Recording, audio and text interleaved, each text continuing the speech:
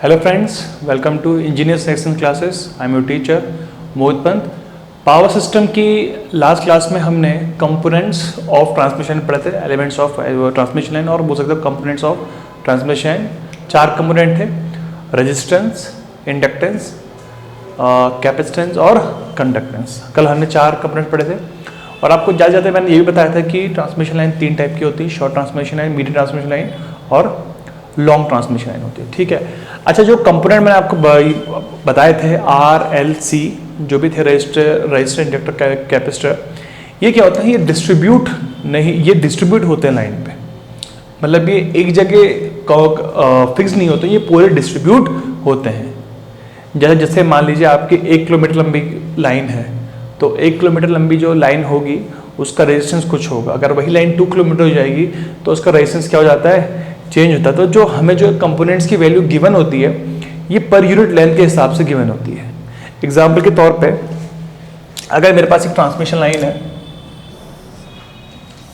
Let's suppose, और इसकी length है L. इसकी लेंथ कितनी है? L है. तो जो उसका रेजिस्टेंस होगा वो होगा, आप बोलोगे R होगा, वो होगा ओम पर किलोमीटर.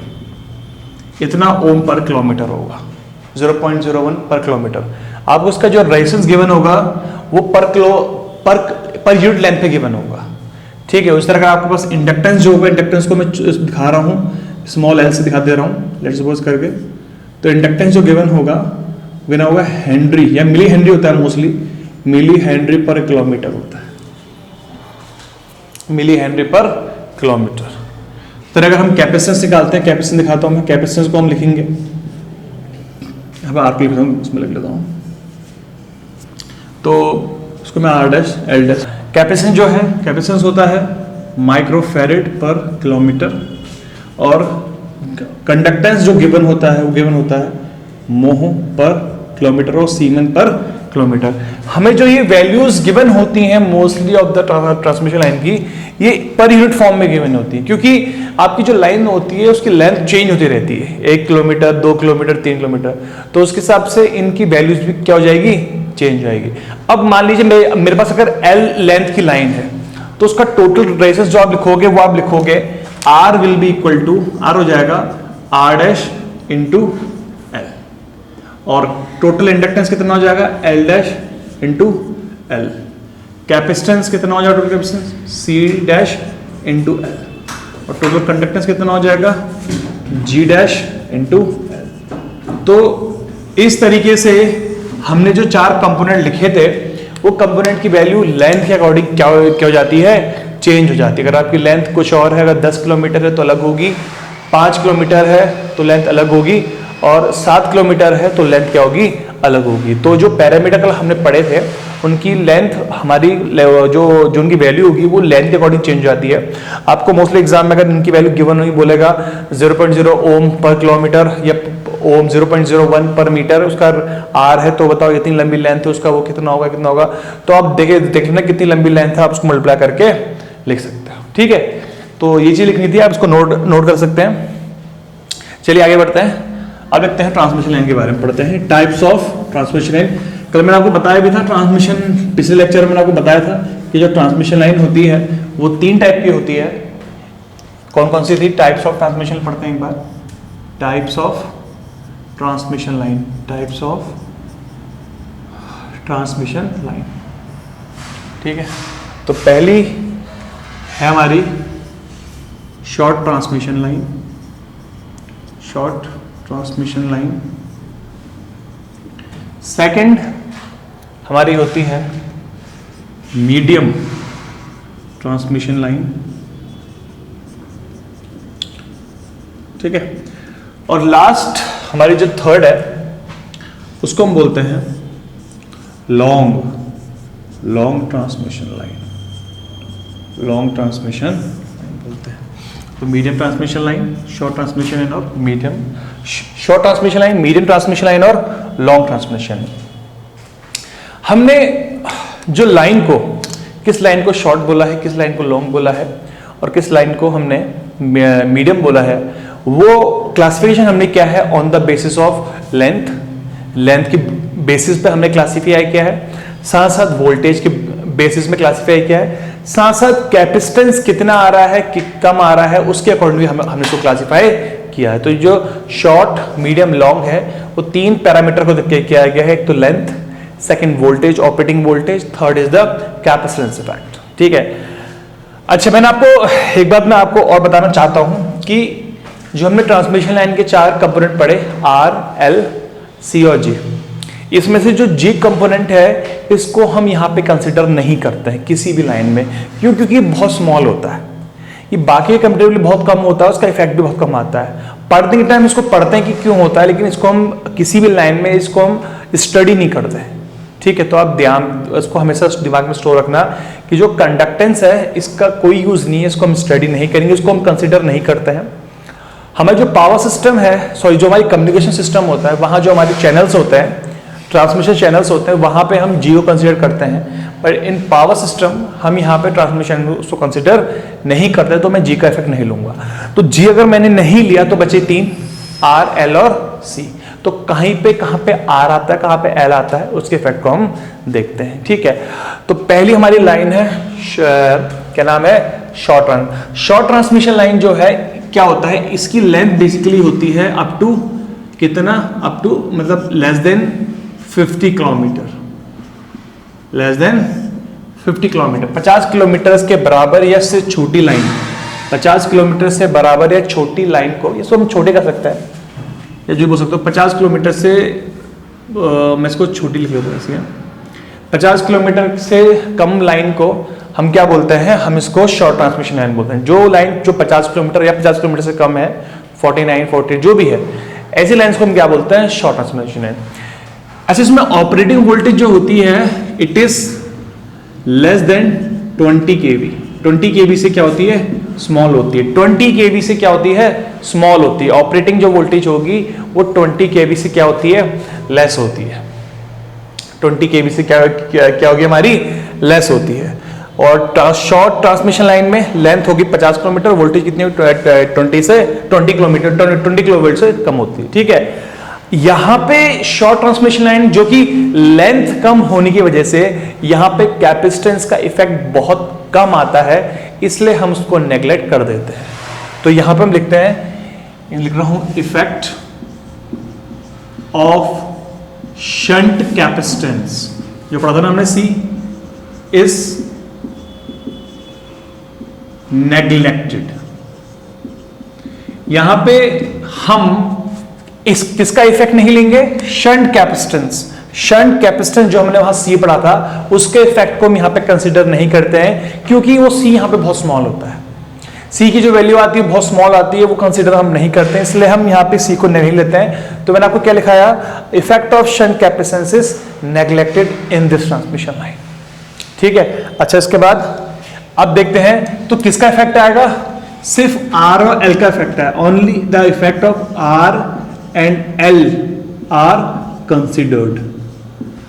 सिर्फ रजिस्टर और इंडक्टर ही कंसिडर किए जाते हैं, किसमें, शॉर्ट ट्रांसमिशन लाइन में। तो मैंने आपको शॉर्ट ट्रांसमिशन में पहले लाइन क्या लगाई, 50 किलोमीटर से कम की लेंथ होती है, 50 किलोमीटर से कम की लेंथ होती है, उसको हम शॉर्ट ट्रांसमिशन लाइन बोलते हैं। वोल्टेज जो है 20 kV से क्या होती है, कम होती है। वोल्टेज जो है 20 kV से क्या होती है, कम होती है। और शंट कैपेसिटेंस बहुत छोटा होता है, बहुत कम इफेक्ट होता है, उसको हम नेग्लेक्ट कर देते हैं। और लास्ट क्या है, आर और एल का ही इफेक्ट इसमें आता है। तो ऐसी लाइन को हम क्या बोलते हैं, शॉर्ट ट्रांसमिशन लाइन बोलते हैं। पॉइंट बहुत इंपॉर्टेंट है, एग्जाम के उससे आपके आ सकते हैं। ठीक है, नेक्स्ट है medium transmission line. Medium transmission line में क्या होगा, मीडियम ट्रांसमिशन में जो लेंथ होती है ये होती है 50 किलोमीटर से लेके 150 किलोमीटर, और कहीं कहीं 200 किलोमीटर भी होता। तो आप कंफ्यूज मत होना, कई बार 200 डाल देता है, लेकिन जेई वगैरह एग्जाम में 150 किलोमीटर ही रहता है। ठीक है, तो 50 किलोमीटर से 150 किलोमीटर की जो लाइन होती है इसको हम क्या बोलते हैं, इसको बोलते हैं हम मीडियम ट्रांसमिशन लाइन बोलते हैं। ठीक है, तो उसकी जो लेंथ होती है उसका क्राइटेरिया इतना होता है। अच्छा, बात करें वोल्टेज की, जो वोल्टेज होती है ये होती है 20 kV से लेके 100 kV के बीच में।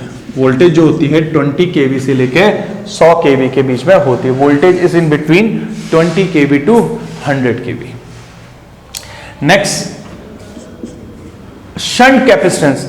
यहां पे शंट कैपेसिटेंस का इफेक्ट थोड़ा थोड़ा आता है और हमें उसको कंसिडर करना पड़ता है। हम उसको कंसिडर कर लेते हैं और हम उसको एक साथ जोड़ के सिंगल फॉर्म में उसको लम्प्ड यहां पे करा सकते हैं। ठीक है, तो मैं यहां पे लिख रहा हूं effect of shunt capacitance is considered, is taken, हाँ, इज टेकन। अच्छा, effect of shunt capacitance is taken. Shunt capacitance का इफेक्ट यहां पे आता है क्योंकि अब लेंथ थोड़ी लंबी होगी तो कैपेसिटेंस पैरेलल में ऐड होता है तो उसकी वैल्यू थोड़ी बढ़ जाती है। नेक्स्ट पॉइंट क्या है, यहां पे किसके इफेक्ट आ रहे हैं, तीनों के आ रहे हैं, आर, एल और सी, तीनों आ रहे हैं। यहां सिर्फ आर एल था, यहां तीनों आ रहे हैं, आर, एल और सी, तीनों आ रहे हैं, आर भी आ रहा है, एल भी आ रहा है, सी भी आ रहा है। ठीक है, अच्छा अब एक चीज और है जो मैं आपको बताना चाह रहा हूं। यहां पे क्या है कि जो पैरामीटर्स हैं are lumped, parameters are lumped. अब इसको मैं समझा का मतलब क्या है, मैं लिख दे रहा हूं यहां पे लिख रहा हूं parameters are lumped, parameters are lumped. अब ये इसका मतलब क्या मैं भी समझा दूंगा आपको। ठीक है, मैंने आपको बाकी तीन पॉइंट जो ये समझा दिए हैं, ये फोर्थ पॉइंट ही समझाया, मैं भी आपको समझा दूंगा क्या मतलब है। पहले मैं अब लॉन्ग ट्रांसमिशन लाइन में आ जाता हूं। तो लॉन्ग ट्रांसमिशन में जो लेंथ होती है, लेंथ जो होती है it is more than 150 kilometre. ठीक है, 150 किलोमीटर से लंबी लेंथ की जो लेंथ होती है उसको हम क्या बोलते हैं, लॉन्ग ट्रांसमिशन लाइन बोल देते हैं। ठीक है, नेक्स्ट क्या है, ऑपरेटिंग वोल्टेज जो होती है it is more than 100 kV। 100 kV से ज्यादा वोल्टेज होती है। ठीक है, वोल्टेज जो होती है 100 kV से ज्यादा होती है, लेंथ जो है 150 किलोमीटर से क्या होती है, ज्यादा होती है, और कैपेसिटेंस का इफेक्ट आना ही है तो तीनों आते हैं, आर, एल, सी तीनों आएंगे। ठीक है, क्योंकि मीडियम में आ रहा है तो लॉन्ग में तो ऑब्वियसली बात है आना ही आना है। ठीक है, और जो फोर्थ पॉइंट है यहाँ पे, जो ये इंपॉर्टेंट पॉइंट है वो ये है कि पैरामीटर्स आर डिस्ट्रीब्यूटेड यहां पे। ठीक है, पैरामीटर्स आर डिस्ट्रीब्यूटेड। ये जो लाइन मैंने आपको लिखाई है कि पैरामीटर्स आर लम्प्ड, यहां भी लम्प्ड है और यहां डिस्ट्रीब्यूटेड है। अब इस चीज का मतलब क्या है मैं आपको पहले समझा देता हूं। तो पहले बात को देख लेते हैं दोबारा। शॉर्ट ट्रांसमिशन लाइन में 50 किलोमीटर से कम की वोल्टेज 20 किलो वोल्ट से कम, और आरएल का इफेक्ट आएगा, सी का इफेक्ट नहीं आएगा। मीडियम में 50 किलोमीटर से 150 किलोमीटर, वोल्टेज 20 kV से 100 kV, आरएलसी का इफेक्ट आएगा। ठीक है, लॉन्ग ट्रांसमिशन में लेंथ 150 किलोमीटर से ऊपर, वोल्टेज 100 किलो वोल्ट से ऊपर, और आरएलसी का इफेक्ट आएगा। और जो फोर्थ पॉइंट है यहाँ पे, पैरामीटर्स आर लम्प्ड और डिस्ट्रीब्यूटेड। लम्प्ड पैरामीटर और डिस्ट्रीब्यूटेड पैरामीटर मैंने आपको बेसिक इलेक्ट्रिकल में जब मैंने पूरा वहां पे एक्सप्लेन किया है कि लम्प्ड क्या होता है, डिस्ट्रीब्यूटेड क्या होता है। अगर आपको नहीं पता तो प्लीज आप ऊपर जाके आई बटन में दिए जो ये देखिए, इसको देख सकते हैं कि लम्प्ड पैरामीटर और डिस्ट्रीब्यूटेड पैरामीटर क्या होता है, इनमें डिफरेंस क्या होता है। लेकिन मैंने यहाँ पे आपको थोड़ा समझा देता हूँ। लम्प्ड क्या होता है, आप उसको समेट के एक पॉइंट पे ला सकते हो, समेट के एक जगह उसको बता सकते हो कि ये इतना है, उसको लम्प्ड बोलते हैं। डिस्ट्रीब्यूट में क्या होता है, पैरामीटर आपके लम्प्ड नहीं हो सकते, एक जगह जमा नहीं हो सकते, वो डिवाइडेड रहेंगे, आप सेपरेट नहीं कर सकते। मतलब क्या, यहां पे शॉर्ट ट्रांसमिशन लाइन में और लॉन्ग ट्रांसमिशन लाइन में आप आर एल सी, यहां पे आर एल और यहां पे आर एल सी को आप अलग अलग तरीके से दिखा सकते हो। आप बोलोगे यहां पे आर है, इतना एल है, आप एक सर्किट बना के आप आर एल सी को अलग अलग करके दिखा सकते हो। जैसे अगर मैं यहां पे बात करूं, अगर मैं शॉर्ट ट्रांस में क्या आ रहा है, आर और एल आ रहा है, मैं बोल दूंगा ये आर हो गया और ये एल हो गया, ये बन गया आपका शॉर्ट ट्रांस में, कोई दिक्कत नहीं है, बन गया शॉर्ट ट्रांस लाइन मेरा, ये बन गया, आर एल आ गया। मीडियम में क्या है, आर एल सी है, आर आ गया, एल आ गया और सी आ गया।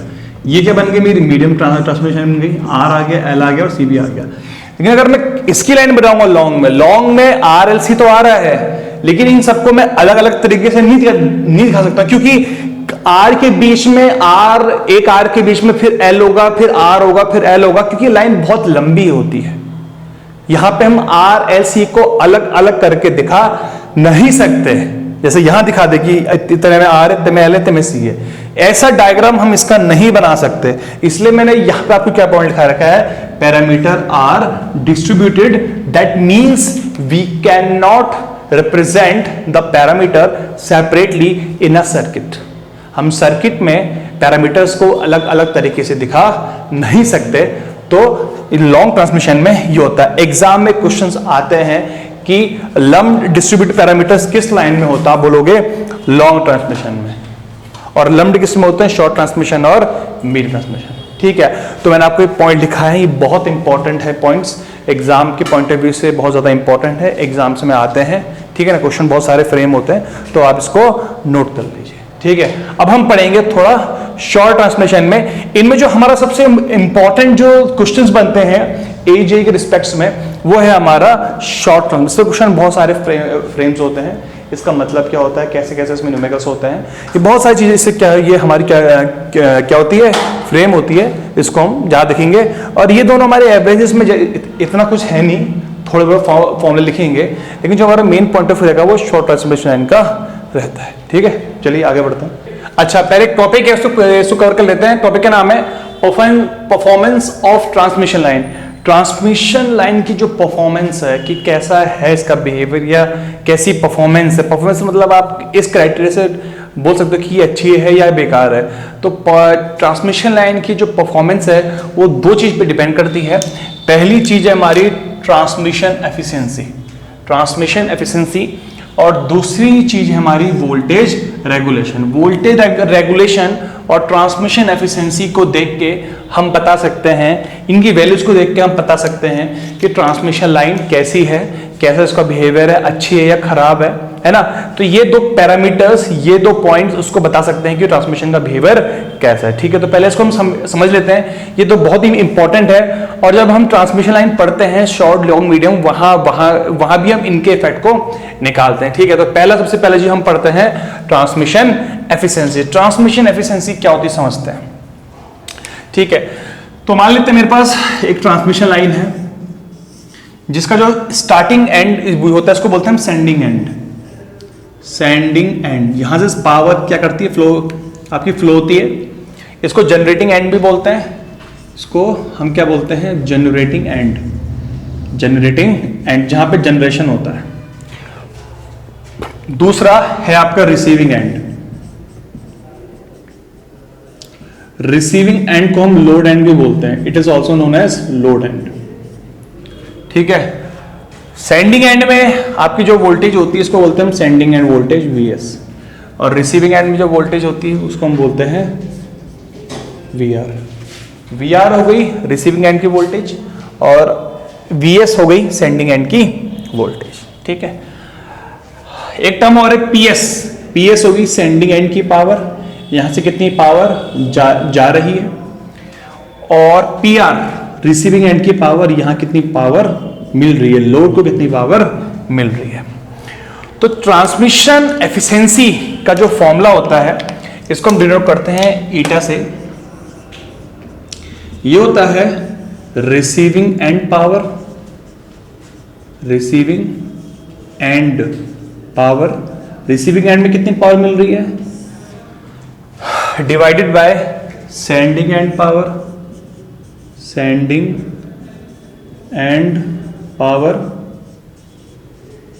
इंटू 100। तो receiving end power upon sending end power into कितना हो गया, 100 हो गया। इसको हम क्या बोलते हैं, इसको बोलते हैं हम ट्रांसमिशन एफिशिएंसी बोलते हैं, मतलब ट्रांसमिशन लाइन एफिशिएंसी बोलते हैं इसको।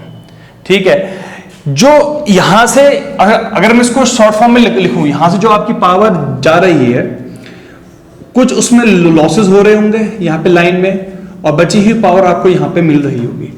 तो आप अगर फॉर्मूला लिखोगे तो एफिशिएंसी को मैं लिख सकता हूं, कौन सी power, receiving end power upon sending end power into 100। ठीक है, अच्छा सेंडिंग एंड पावर को मैं लिख सकता हूं receiving end power plus losses. ये कौन से लॉस हो गए? ये हो गए लाइन लॉसेस। इसको आप क्या बोलोगे? Line losses. तो sending end power equal to होती है receiving end power plus losses.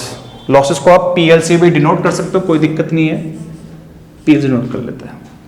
तो इस फॉर्मूले को मैं ये भी लिख सकता हूं PR upon PR plus PL into 100, ठीक है। और कर सकता हूं PS minus PL upon PS into 100 कर सकते हो। तो कोई भी एक फॉर्मूला आप लगा सकते हो ट्रांसमिशन लाइन की एफिशिएंसी निकालने के लिए। ये बहुत इंपॉर्टेंट होती है। ट्रांसमिशन लाइन की एफिशिएंसी हमारी ज्यादा होनी चाहिए, क्योंकि जितनी ज्यादा एफिशिएंसी होगी उतना मतलब यहां से आप जितनी पावर भेज रहे हो मैक्सिमम आपको यहां मिल रही है। अगर आप ट्रांसमिशन एफिशिएंसी कम है तो मतलब आप जो भेज रहे हो उसका कम हिस्सा यहां मिल रहा है, मतलब आपके लॉसेस क्या हो रहे हैं? ज्यादा हो रहे हैं, ठीक है ना। तो अगर हम चाहते हैं कि आपकी परफॉर्मेंस अच्छी हो, फॉर गुड परफॉर्मेंस आप बोल सकते हो, मैं यहां लिख रहा हूं यहां पे for good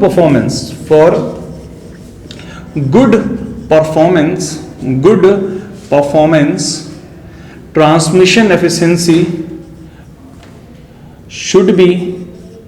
should be maximum। जो ट्रांसमिशन एफिशिएंसी है वो क्या होनी चाहिए? हमारी मैक्सिमम होनी चाहिए, ठीक है ना। ट्रांसमिशन एफिशिएंसी अगर हमारी मैक्सिमम होगी तो आपकी जो हमारी लाइन है उसकी परफॉर्मेंस काफी अच्छी होगी। आइडियल केस में एक आइडियल ट्रांसमिशन लाइन के लिए अगर बात करें, फॉर आइडियल ट्रांसमिशन लाइन, अगर हम आइडियल ट्रांसमिशन लाइन की बात करें, आइडियल ट्रांसमिशन लाइन, तो आइडियल ट्रांसमिशन लाइन में जो लॉसेस होते हैं वो इक्वल टू कितने होते हैं? 0 होते हैं। आइडियल ट्रांसमिशन लाइन में लॉसेस इक्वल टू कितने होते हैं? 0 होते हैं। तो उस केस में जो उसकी ट्रांसमिशन एफिशिएंसी है वो इक्वल टू कितनी जाती है? 100% जाती है। तो आइडियल ट्रांसमिशन लाइन को हम बोलते हैं लॉसलेस लाइन।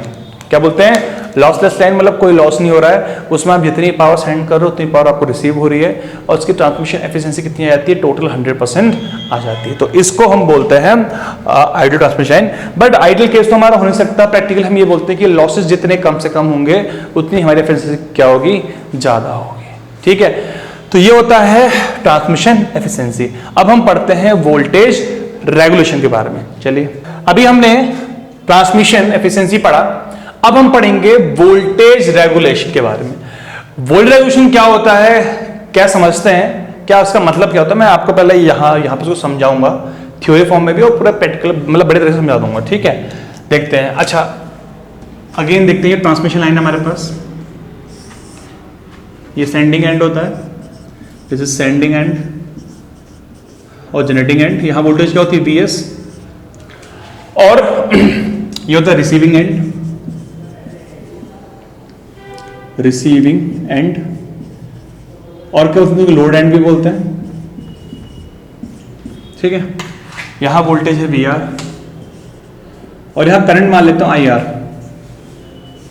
या कहीं लोड करंट हो गया, इसको आप रिसीविंग एंड करंट बोल सकते हो, इसको आप रिसीविंग एंड करंट बोल लो, या उसको आप लोड करंट बोल सकते हो। Receiving end current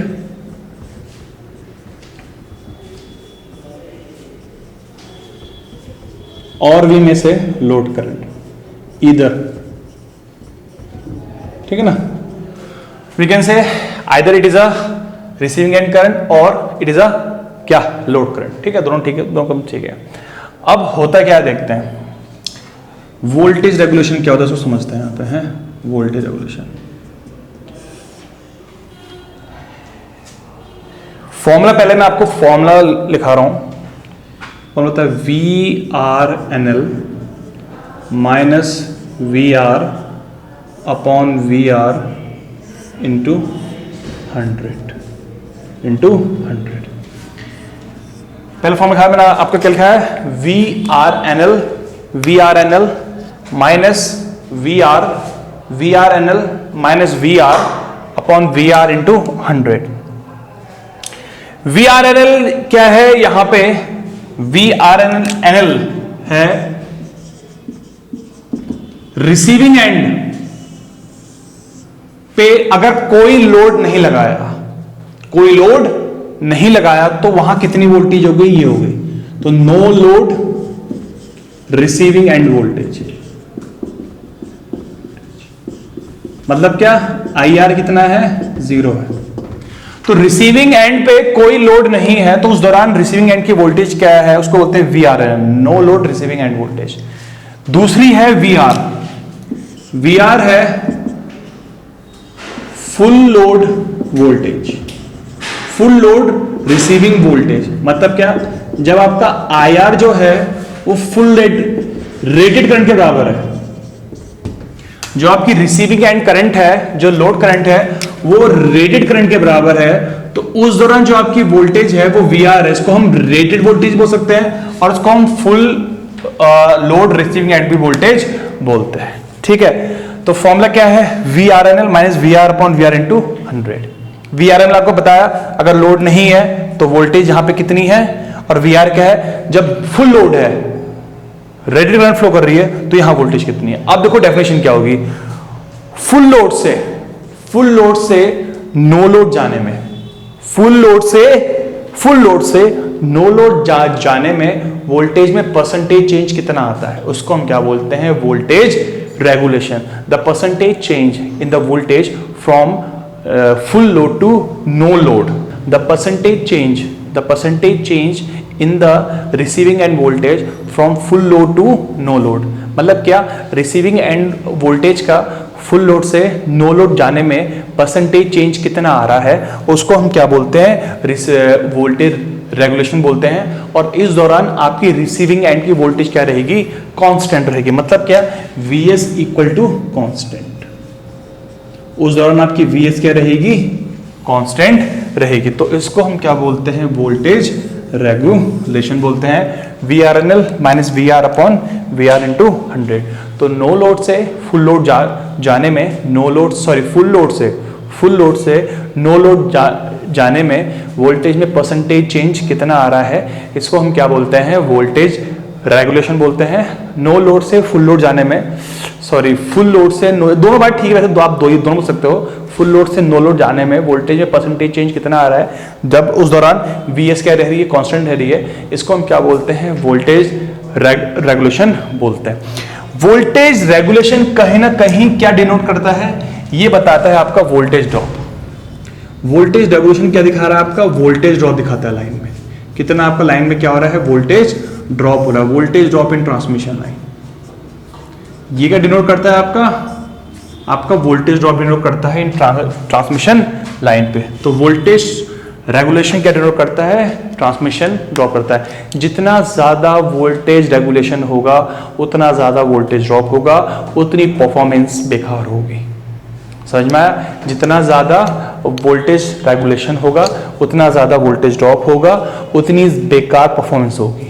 ideal case के लिए, आइडियल ट्रांसमिशन लाइन के लिए वोल्टेज रेगुलेशन कितना होना चाहिए, 0 होना चाहिए। तो मैं यहां बोल सकता हूं कि आपका इफ वोल्टेज रेगुलेशन हाई है तो वोल्टेज ड्रॉप भी क्या होगा, हाई होगा, और आपकी जो परफॉर्मेंस जो होगी ट्रांसमिशन लाइन की, वो क्या होगी, आपकी पुअर हो जाएगी। पुअर बोले तो बेकार हो जाएगी। क्या हो जाएगी, बेकार हो जाएगी। तो उसको हम कंसिडर इस तरह करते हैं कि किसी भी ट्रांसमिशन लाइन का वोल्टेज रेगुलेशन हमारा मिनिमम होना चाहिए, कम से कम होना चाहिए। ये पॉजिटिव भी हो सकता है, ये नेगेटिव भी हो सकता है, डिपेंड करता है कि कंडीशन क्या है।